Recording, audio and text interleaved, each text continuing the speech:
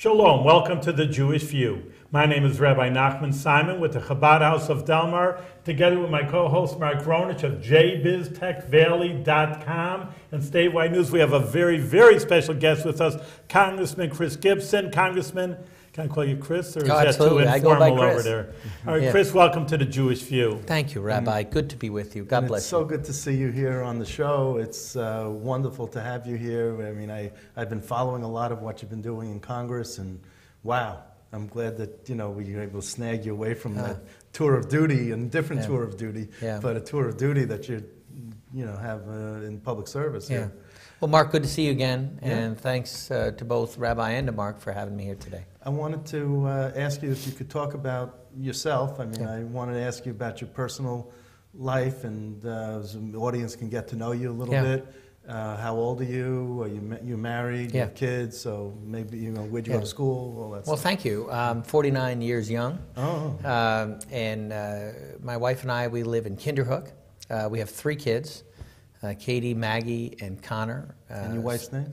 She's Mary Jo, she's a licensed clinical social worker. And our kids go to the same school that I went to years ago, and that's Ichabod Crane. We live in Kinderhook in northern Columbia County, and we actually live around the corner from where I grew up and where Mom still lives. Dad's in heaven now, but he died in 2008, but Mom's still among the living and doing great. How old is she? She's 75. Oh, so I grew up in a working class family. Dad was a mechanic for Otis Elevator, I think like a lot of Irish Catholic families and those that were in the unions, our family were Democrats. They all were Democrats since they came over on the boat. I was the first one ever to become a Republican, and in part because I saw the struggles that my dad went through, particularly in the 1970s. The good man, hardworking man, but he spent a lot of time in the 70s, particularly the later part of the 70s, laid off or on strike. And, during the day, I'd be reading history books and so enamored with just the exceptionalism of our country and the freedom.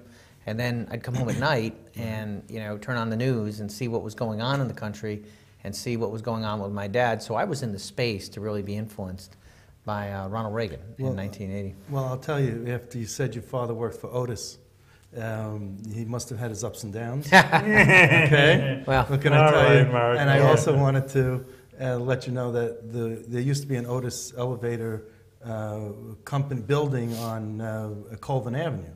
There was only 1 floor. Oh, right. I know about that. 1 floor. They didn't have an elevator. There's some rich irony there. But so anyway. I had a pretty typical childhood. I think very active in sports and ultimately. Played football?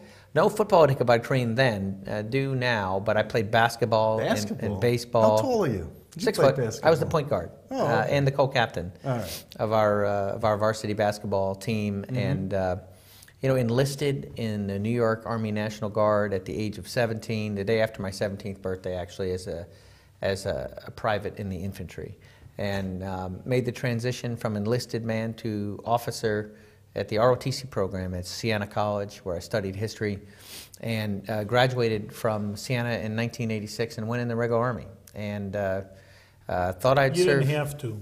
Didn't have to. Yeah, because you're National Guard, right? Right. I mean, you didn't have to. I wanted to serve. I certainly felt a calling to get on active duty for a period of time. Thought I would serve 3 years and come back here to the Albany area. But, I was serving with folks who loved our country and loved each other. And 3 years became 24 years. It just seems like overnight. But, it was a challenging period. I wouldn't change a thing. It was good to my family. We always felt that we were in a community of people who cared about each other. Where were you stationed? Oh my gosh, all over. I think I had 15 different postings over 24 years. Did your family follow you with all those different postings? Of course not overseas. I had 4 tours in Iraq over the course of my career, and family stayed stateside for that. And I had a deployment to Kosovo as well for the Peace Enforcement Mission, and I was in Haiti. And I was in the southwestern part of the United States on a counter drug. But mission. But yes, when we would move station to station, they would go. So, you know, my travels took me 3 times to Fort Bragg. That's where the 82nd Airborne Division is stationed. I was stationed in Europe, Berlin Brigade, when the Cold War was still raging and the wall was still up. Oh, wow. Had a tour in upstate New York, at Fort Drum. Fort Drum, yeah. I actually had 3 tours in New York. I had one at Fort Drum. I had graduate schooling at Cornell University, ultimately earning a doctorate in government. Really? And I taught at the United States Military Academy at West Point from 1995 to 98. I didn't know you had a doctorate. Yeah, and that was a great assignment teaching at West Point. Yeah. I enjoyed that. I had 2 tours, Well, I stayed at Hotel Thayer one time. Oh, it's incredible. Yeah. Great It's brunch, a hotel too. right on West Point grounds, you know. It's a wonderful place to go to. Yeah, and a couple of short tours in D.C., a 1-year tour and a 2-year tour over the course of the career, and a tour at Leavenworth for the Command and General Staff They College. let you out. Yeah. Well, Rabbi Simon knows about prisons. Yeah, from the outside, please don't give me a bad reputation. I'm also. Well, you know, same. Yeah. Well, of course, Leavenworth is where the Army's Command and General Staff College is as well. Kansas. That's in Kansas, and I was there from '99 to 2000. I also had a tour in California. Wow. Had a tour in Hawaii. So yeah, pretty much But you Georgia. saw some real action, though. It's Yeah. not like some people are in Texas and they march around, but I mean, just saying you saw some real action in the Army, though. I was an infantryman, and I led paratrooper units in battle. You're a paratrooper? Was. Those are usually the toughest units, aren't they? They're a fantastic outfit. Men and women who are very courageous, competent, dedicated. And 2 of the tours, I led a battalion in Iraq, Baghdad, Mosul, Talafar. We were in these areas during some of the tougher periods of the war. So in Congress, when your colleagues get up and say that, you know, they were a Kosovo or they went to visit as a congressman, you know, you could really, I mean, are they, you know, if they're stretching the truth or not, or what they're seeing, what they're describing as reality or not. Do you ever get up and try to slam a legislator for That's not my style. You know, certainly I'm there to work with folks. I have a responsibility. But you do hear a bit of hyperbole when you hear your colleagues get up to speak about Kosovo and Iraq and. There might be some of that. There's too much hyperbole in general. Yeah. I think in Washington. But it must irk you when they use the Army or they use the battles that we've been fighting as fodder, political fodder.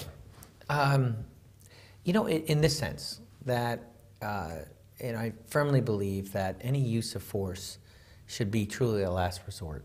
You know, we are here to protect this cherished way of life, to be there with our friends and allies like Israel, but we are a peaceful republic, and I think we have been too quick to involve ourselves militarily. Places like Libya, in Syria, I was very concerned. Did not want to see us get involved militarily in Syria. I condemn what's gone on there in the strongest terms. I think we need to work with our friends and allies to isolate the Assad regime, to compel him to yield to sanctions. But I just firmly believe that if we bomb that country, we'd make it worse, and we'd become responsible for it, and we could potentially end up with action end up on Israel based on that, and was concerned about that. So in that sense, it concerns me that I think only 11% of the Congress now has military experience, and I think those that you know, are in a position of power to decide whether or not our men and women go off to combat, there are times when I wish that they had more understanding about what it is they were truly talking about. You know, this is very paradoxical. I don't know if you consider paradoxical, but they always say, you know, they always think, oh, a military man, ooh, you're going to be, get out there and fight, let's go after them. And usually it's, like I say, paradoxical. Excuse me, the military personnel are usually the last people who want to see action. People don't understand that, but it always, I mean, I just hear it from you also. It's not like, oh yeah, you know, get my unit out there and we'll beat them like a, you know, football team, you know, let's go after them. And usually they're the last people because you really, I mean, it's in a way logical, you know what war is. It's not just playing a Monopoly game or, you know, moving people around. People get hurt and it's serious. You know, and of course we need to have the world's strongest military as a deterrent of any force that would look to do us harm, do someone like Israel harm. We need to have a deterrent for that. But there's a fine line there between having that capacity and deterring, and then using it in cases that the discretion where we'd be better off not doing so. I think that ends up working counter to our interests, and we can't afford it. And it should be said that you're on the House Armed Services Committee. So, and Sam Stratton was on that for a very long time and never got to chair the committee because of the seniority, but he always had wanted to. And he was a good friend. Sam Stratton was a good friend of the military, a good friend of veterans, and certainly an advocate for our area. And I think of Jerry Solomon, too. I know the two of them got along well, and they were both good friends. You know, we're talking about Israel, of course, and it's always dear to our heart, of course, Israel. And Israel's in a precarious situation. On one hand, you could say, well, they're tough and they win their wars, but, you know, they can't be complacent. I think the same thing with the United States. You know, okay, we're #1 military, and be complacent, you're going to start falling under.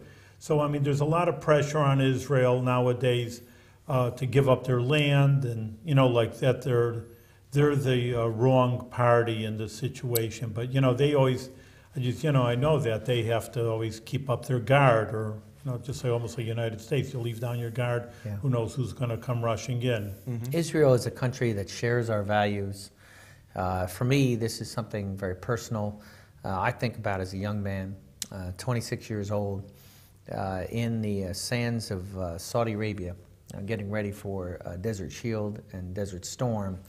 And when that war kicked off, Saddam was firing Scud missiles in every direction, in our direction, but in an effort to change the strategic calculus, he fired Scud missiles at Israel.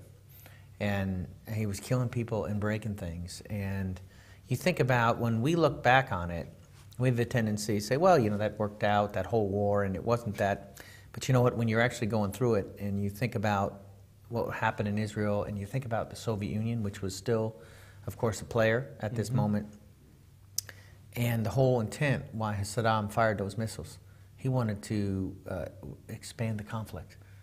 And he wanted a regional, if not world war, because of what that would have changed the dynamic in terms of him feeling the pressure of this coalition that was bearing down on him. And we asked Israel to do something that no country really has the right to ask of another country. We asked Israel not to respond. And I remember the reaction. And if they did this to you in your country, in the United States, would you not respond? Why do you ask us to do something that you wouldn't? You know? And in the end, Israel honored our request. This is something that we can never forget. This was a country that stood with us. And we need to always remember that in our time of need, and with a real possibility of a wider war, even potentially a world war. And because that's exactly what Saddam wanted, was for Israel to strike. We had Arab tanks that were on our flanks, and that would have disintegrated. That coalition would have broken apart. And there was a real possibility we could have had a wider conflict. Do you have hope that there could be peace in the Middle East? I do. I do, but I also, my eyes are wide open. With Palestinian states on, you know, diagonally on either side of that, Israel ultimately being in the middle with the West Bank and Gaza Strip? Ultimately, how the peace unfolds and what that looks like is going to be decided by Israel and the Palestinians. Well, I'll tell you, ever since Ireland came together, and you don't have the bombings and the killings, and, you know, there's peace in Ireland, I always had hope that there'd be peace in the Middle East. If they can do it, Ireland can do it after thousands of years of war. I do think it's possible. You know. I really do. But our eyes have to be wide open here and recognize that the peace will come through a position of strength. And Israel certainly understands that. And we need to understand that. And I think we do. You know, a series of actions in the Congress we took has put us in a place where Iran now all of a sudden has interest in talking, and I think that's for two primary reasons. Number one is the sanctions that we have implemented, the United States of America, have become increasingly onerous on the Iranian regime, and we've got their attention. That's number one. Number two is, I believe that they view the seriousness of Israel's potential attack on them, and it's impacting their behavior as well. So, you know, between these two leverage points, we have the possibility of serious negotiations. Anything that's negotiated has to be verified. It's occasionally people ask me, well, can you trust? Can you trust Iran? Trust can you trust? But verify. This is Reagan. It's a matter of what can be verified. It's only what can be verified. You know, if these parties, in this case, Iran, United States, Israel, Syria, Russia, whatever it is that may be negotiated, it isn't meaningful until it can be verified. Once it's verified and independently verified, that could set the stage for a wider discussion. What was Reagan's term, Russian term? Trust but verify, right? Yeah, but what was it, perestroika or something? What was the word? Well, so initially with Gorbachev, you had the glasnost, which was the opening, perestroika, the change. So, and if you remember back in the mid-'80s, of course, yeah, I do too. Of course, this was initially viewed jaundiced and with much trepidation. But, you know, I think that what you saw over time is each one of these discussions and rounds of talks had to be verified, and we ultimately saw the end of the Soviet Union. It showed Reagan was brave. Absolutely. That he took this chance, and it wasn't just reactionary, that he had a pattern, or he had a way of he had an approach. Fruition. He had an approach. He had an approach. And we don't see that very much. But they are cutting down the military. You hear that idea. Again, I'm not an expert by any means. But, you know, I mean, that sometimes I get a little nervous, you know, because, you know, you need a strong military. You know, we're both on the same page like that. Israel does, the United States does. There's enough enemies that just want to come and harm us. So like you say, just keeping up the fear in their hearts that, you know, we can strike back, don't even begin with us. It's important. But then they talk about cutting the military budget. Are you, well, because you're in the House, so you're the budget people, and number one, and you're in the, like Mark says, the Armed Forces Committee. So how much input do you have on that? You know, if they want to say, hey, cut out, again, a fleet, exactly, I don't know, but, you know, a branch. I think I can have considerable experience given my background. I'm actually a believer that if we think differently and act differently, we can be safer for less money. And what I'm talking about here is a deterrent, a force built on the requirements of deterrence, but also recognizing that we shouldn't be the world's policeman. And, you know, so I think if we, and I've written about this, it's been published in the Times-Union and other places. Oh, must be golden then. But, you know, what I don't think is a good idea is these sequester cuts. What's going on right now is hurting readiness. It's also hurting some of our domestic priorities. I've been an advocate for a replacement for the sequester to not only protect our national security interests, but to protect our domestic interests as well. So that's going to require teamwork. We're going to have to work together. I think that's something really important in the Congress. I bring that ethos with me from the military, the fact, the focus on mission accomplishment. And, you know, I think more of my I totally agree with you. And on that note, it reminds me that, again, I'm not a military person. I act like, you know, I know everything, and I surely don't.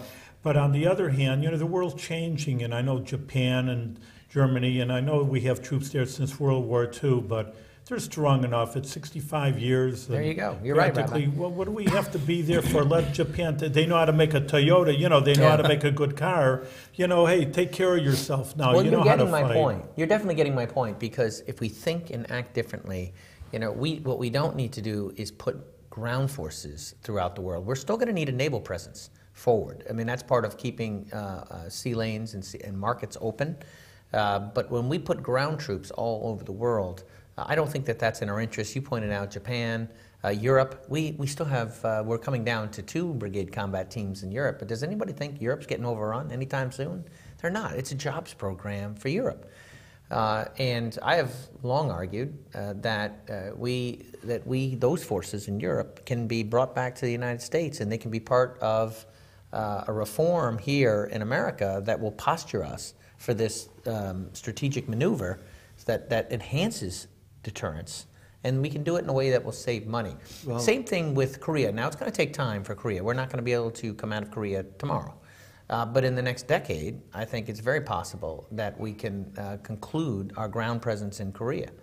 Because they'll be strong enough, you feel? I mean, North Korea is a real...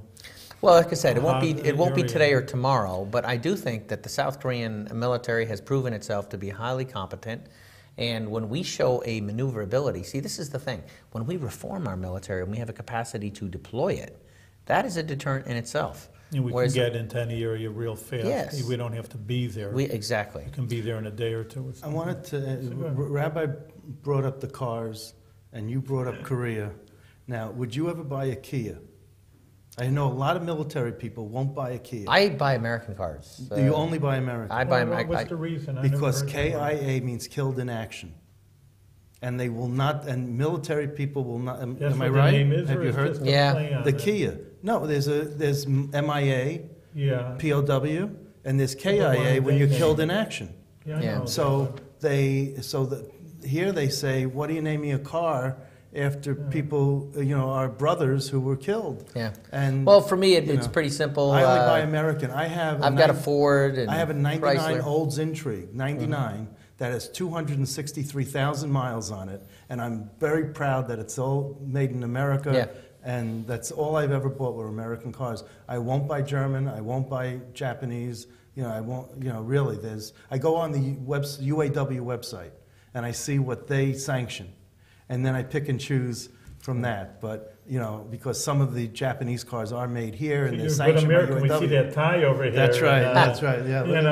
Buy American for the congressman. Yeah. So, but anyway, that's how I feel. Also, we have about 10 minutes left. I just wanted to ask you about the House Agriculture Committee. Thank you. Because you're on that committee, and in the landscape of this country, we're not thought of as being an agricultural state, even though agriculture is our #1 industry in the state. I remember your colleague Paul Tonko gave a speech when he was in the Assembly once, and he said, when most people think of New York, they think of the Statue of Liberty, they think of Broadway, and they think of the bright lights on Broadway, and they think of skyscrapers. He says, well, let me tell you what the real New York is. The silos are our skyscrapers, the bright lights in the milking barn at 5 a.m. are the bright lights of New York, and the liberty to farm one's own land is the liberty of New York State. Absolutely. In our district. And your district. So Shirley Chisholm was put on when she was in Congress, was put on the Agriculture Committee. The first New Yorker to be on the Agriculture Committee was Shirley Chisholm, who was a black congresswoman from Brooklyn. Why? People thought that maybe a tree grows in Brooklyn, so they thought, but it was because of the food stamp program. And that was her constituency, so she was on there, not because of growing things, but because of the food stamp program. Now, they want to cut the food stamp program. They want to reduce it. There's a lot of misinformation out there. Us. Yeah. Well, let me just say that it's a privilege to serve on the Agricultural Committee. I said my piece. Yeah, very important to our area. We have over 1,000 farms in the 19th Congressional District. Which is 11 counties. 11 counties, and it's over 1,000 village, hamlets, and towns. Wow. And, the opportunity to advance dairy, fruits and vegetables, inspire a new generation to come to the farm, work conservation efforts, broadband expansion, fight Lyme disease. We're doing all these things, home to school, farm to school, farm to table, organic, any number of initiatives that we're working in this farm bill. It's an important bill, and so it's allowed me to give a voice to the folks in our district. We've got about 24 different initiatives that came directly from the people in our district. Well, do you find pushback from the folks in Kansas, Nebraska, the flatland, the Midwest? Do you find pushback like, oh, you get enough and so many other things? No, it's not like that. I mean, the issue we have is... Because it used to be that way. Well, I mean, there's some of that going on. I want to just explain a little bit further, though. Where it comes into play is how we draft, like, for example, the crop insurance program. In my estimation, it's really favored the Midwest. I think that may be the dynamic you're talking about. If you have a farm that has thousands and thousands of acres and you're growing the very same product, the same crop, yes, that's what the policy, and that's wrong. What, you get paid for throwing it out or something? Well, that's part of what we're actually changing in this farm bill. Is we used to pay, even up to this moment we do, but we're going to change it in this reform. We pay farmers for doing nothing, and that's crazy. We've got to stop doing that. But even the crop insurance programs, what we've been advocating for in the Northeast are crop insurance programs that are beneficial to us, that our farmers would actually want to buy, because for a specialty crop grower here in the Northeast, you may grow 3 different crops on the same land. You rotate it over time. So this has been a process of advocating for our constituents here to bring policy changes that help our fruit and vegetable growers, help our dairy and beef.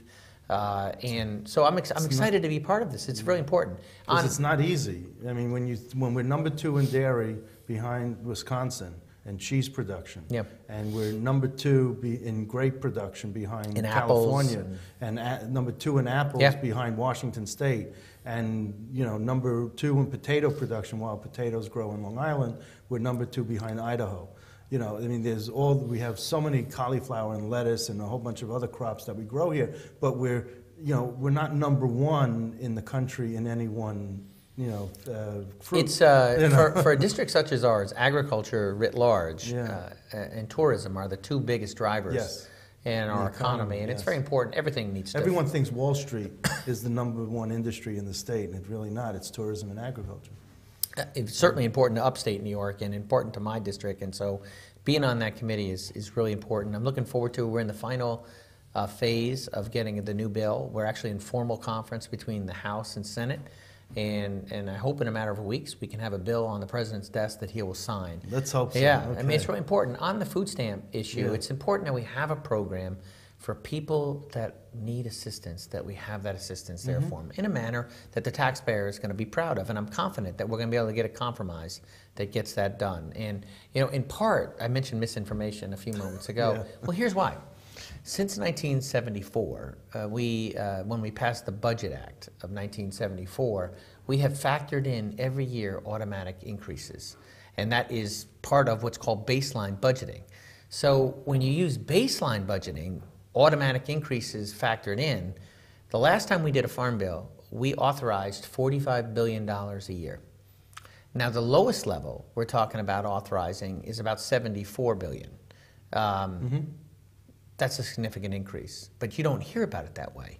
You hear about it as a cut because the baseline budget would have taken you to 77. So with the automatic increases since 2008, but my point to you is whatever we end up enacting here, which we're going to enact a compromise in the near term, it's going to be an increase to the program so that people who need the program are going to have it. What we're talking about now is what are going to be any thoughtful reforms so that they're done in a manner that preserves program integrity but does not harm the people who need the program. It's also part of the stimulus package that's expiring, right? And they gave a boost to. That was a temporary for the crisis of the recession of 2008. Right. So now that's expiring, and that's why it's a reduction of. I think a single person is reduced from $200 a month to $11. So but it's $11. So, Right. Yeah, but that's the SNAP, the food stamp program. Well, again, just to summarize it then, I mean, what we want to have is we want to have a program for those who need assistance, that it's there for them, in a manner the taxpayer is going to be proud of, and then in the balance of the bill that we advance family farms, so important to our area, and to do that we need reforms in dairy. The current program does not work for us. In part, we saw that last summer when we had a drought and the grain prices spiked, and our dairy farmers were working 7 days a week. Of course, that's the feed, and they were working 7 days a week to lose money, and that's we can't have that. So we do have reforms in there with a marginal insurance framework that's going to help these farmers.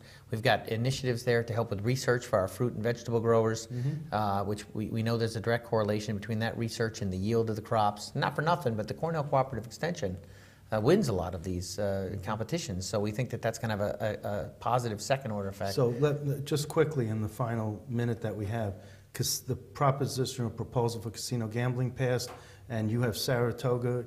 You not Saratoga, but you have some. You have Sullivan and Southern Ulster. Right. You have You have Sullivan, Ulster, Greene, but I know your district used to go up to Saratoga, so I was still thinking of the old lines. But you have Rensselaer County. What's the prediction? Well, what the projects that I've seen, the proposal is a family resort that will include water sports. Golfing, horseback riding, casino part of it. What? Where would it go? Well, I think that there's two great possibilities in Sullivan. There's one in Sullivan County and one in Southern Ulster. There's the Concord project in the vicinity of Monticello, and then there's the Nevele, which was in existence for in Ellenville. In Ellenville for a long period of time, and the idea of bringing the Nevele back. So these are strongly supported by local folks. And again, the important thing to know is that it sits into a larger framework. sometimes this is called gaming. Yeah, but Saratoga would also get a casino, which would also help part of your district in Rensselaer County and Schoharie County, possibly. So. Right. I mean, the possibility. I think the important thing here is to talk about it in the sense of a family resort. You know, the idea that a family would be able to come from anywhere, and to a family of, say, married couple and 3 or 4 kids, they would be able to pursue any number of recreational activities. These were old Jewish kosher resorts. So you have to tell them, be sure to put a kosher little restaurant in there. Great history there. So give the congressman a blessing. We're out of time. All right, we're out of time, but we want to give you a blessing. You're doing great work. You're helping Israel. You're helping New York State. You're helping the country continue to grow and do good work that you've been doing up till now. Thank you, Rabbi. Thank you so much, Mark. Great to be with you guys. God bless you both. Thanks. Thank you.